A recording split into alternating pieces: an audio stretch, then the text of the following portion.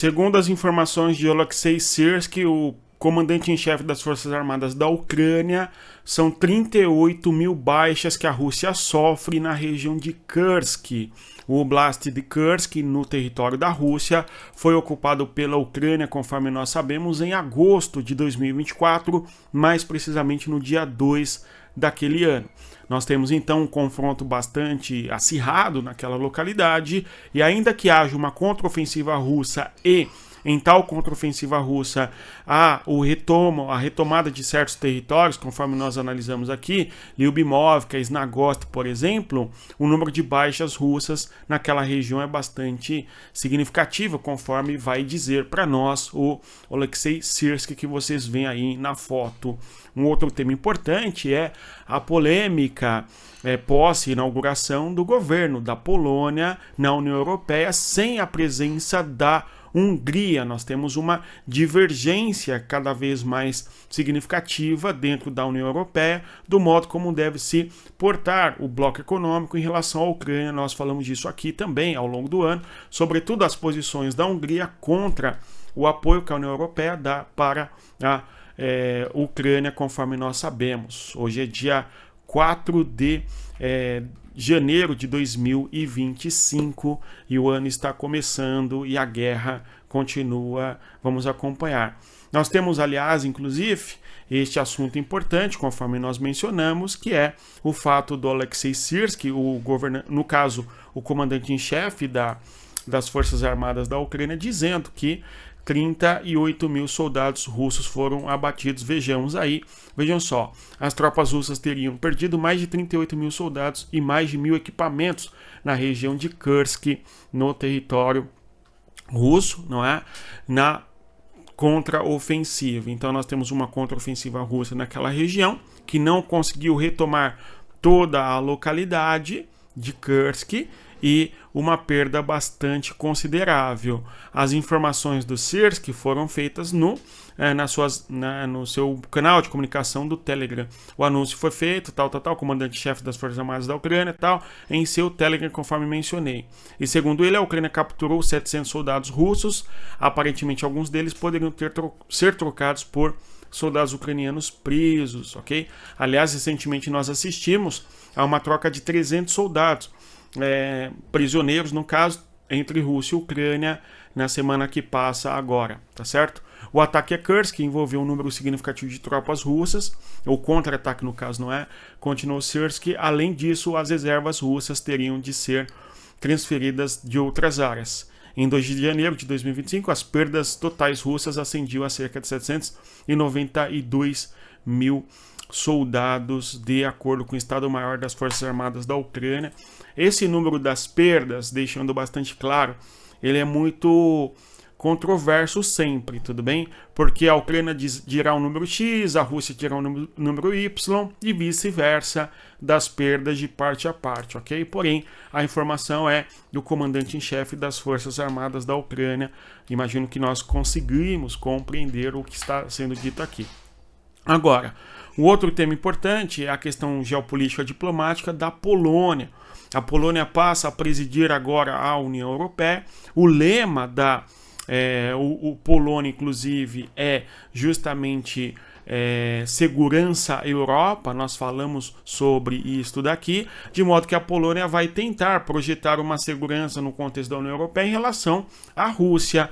A grande questão, entretanto, é que a Polônia, por mais que seja um dos países do bloco econômico da OTAN que usam 5% do seu PIB para as Forças Armadas, defesa e coisa do gênero, a Polônia é um país que não tem a maior economia na Europa e nem é o país de maior projeção geopolítica no continente, enfim. Mas, de qualquer maneira, é uma liderança que tem se posicionado de maneira bastante significativa contra a Rússia, conforme nós observamos, enfim. Agora, a Polônia assume a presidência da União Europeia, conforme nós mencionamos, e recentemente um ex-juiz polonês, acusado de corrupção, enfim, está na Hungria e não foi extraditado para a Polônia, tudo bem? Então há uma rusga diplomática envolvendo a Polônia e a Hungria, e como pano de fundo há divergência sobre o modo como eles olham para a guerra entre Rússia e Ucrânia, e consequentemente não houve essa a presença da Hungria na posse da Polônia na União Europeia,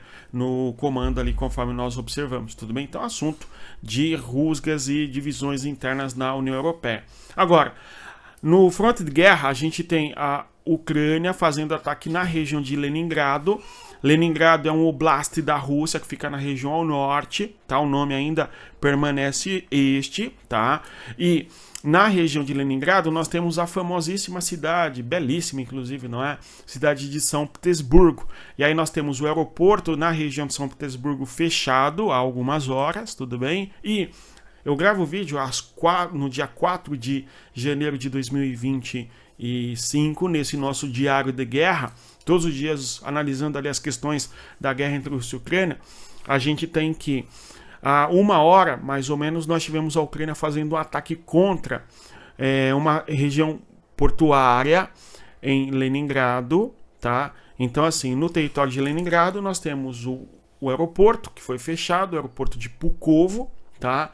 Por conta de ataques com mísseis, com drones, melhor dizendo, e drones, agora, há menos de uma hora, atingiram uma refinaria na zona portuária de Ust-Luga, conforme estou trazendo essa informação aqui para vocês. Quando nós observamos no mapa, nós temos uma clareza do que ocorreu, aumentando o mapa para que nós observarmos.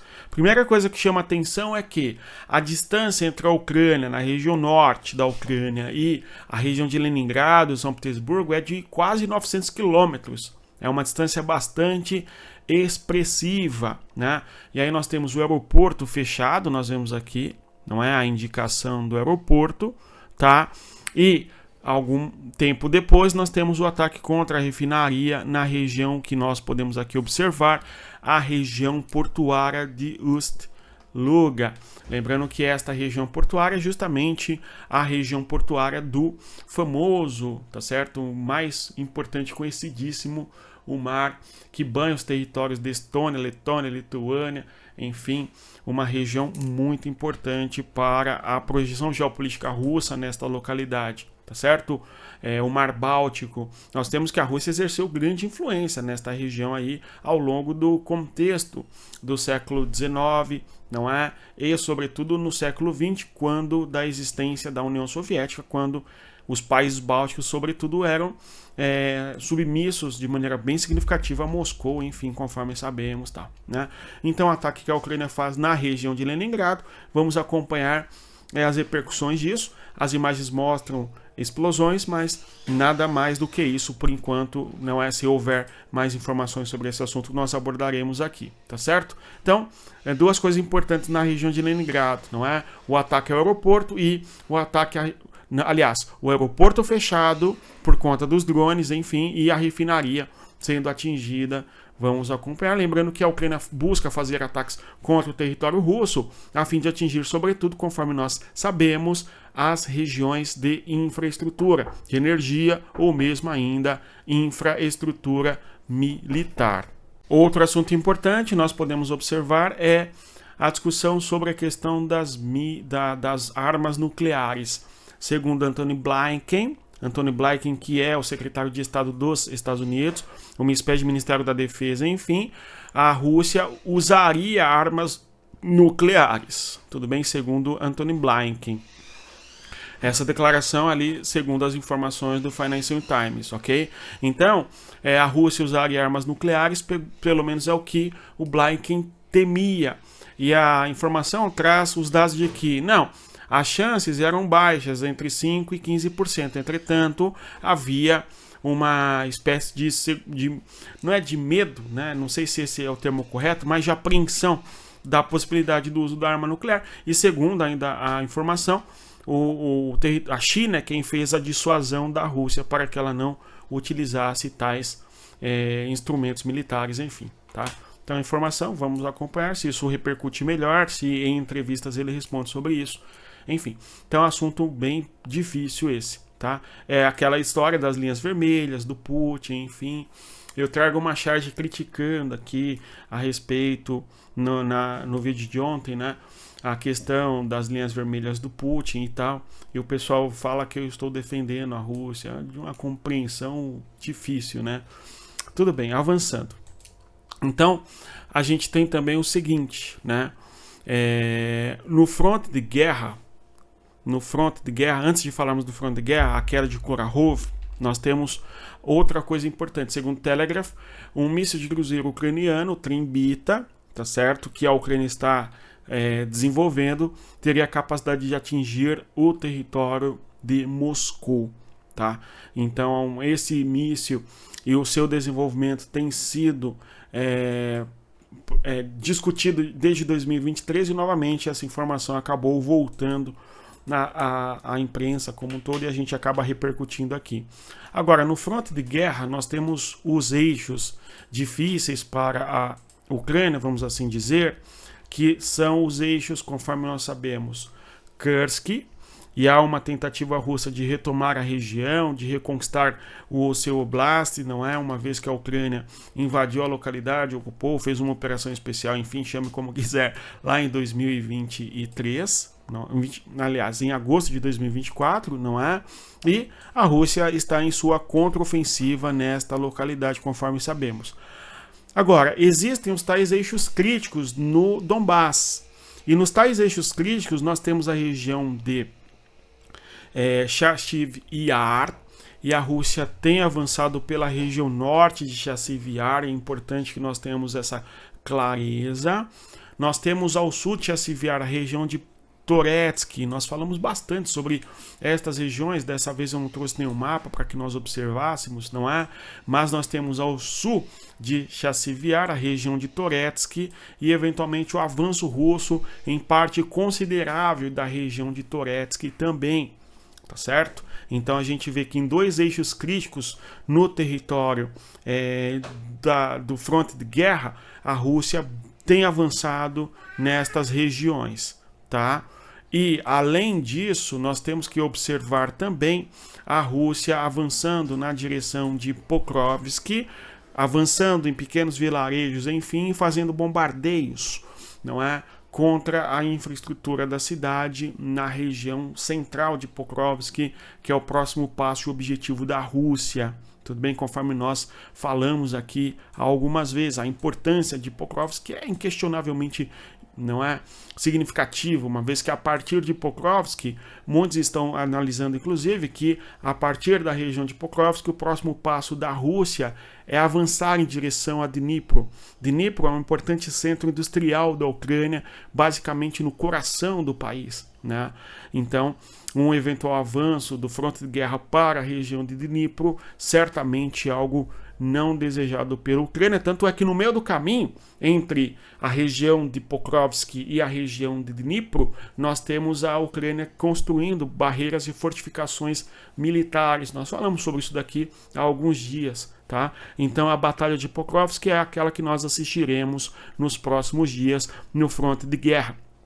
Tá certo? Então, tudo indica que a Rússia vai tentar seguir nesta direção, conforme nós observamos nos mapas. Infelizmente, eu não trouxe os mapas aqui, não é? Lembrando que sempre a cartografia e os mapas nos ajudam a entender bem, tá certo? A questão da geopolítica, conforme eu sempre digo a vocês. Aliás, aquele pedido do nosso canal para você deixar o like, se inscrever e divulgar o nosso conteúdo e, claro, convidar você a conhecer a nossa comunidade geopolítica. Enfim, então, norte Pokrovsk, aliás, Chasiv Yar, Toretsky e ao sul Pokrovsk e basicamente a conquista que a Rússia fez em Kurakhove. Então a Rússia avançou sobre Kurakhove de maneira bastante significativa, dominando quase todos os vilarejos desta região. Vamos acompanhar. Tudo bem? Então são 3 frontes de guerra importantes que ocorrem hoje. Chasiv Yar, Toretsky e Kurakhove, basicamente dominada pela Rússia, tá bom? Agora, nos demais frontes do sul, nós temos as regiões de, especialmente Kherson e Zaporizhia, onde existem conflitos e confrontos todos os dias, basicamente, não é?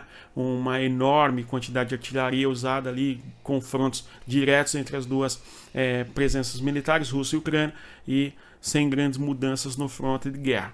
Continuemos acompanhando o contexto da guerra entre Rússia e Ucrânia. Se você chega até aqui, eu agradeço a presença mais uma vez. Eu vou pedir a você que deixe o like, se inscreva no nosso canal e divulgue o nosso conteúdo às pessoas que gostam de geopolítica, conforme sempre falo com vocês.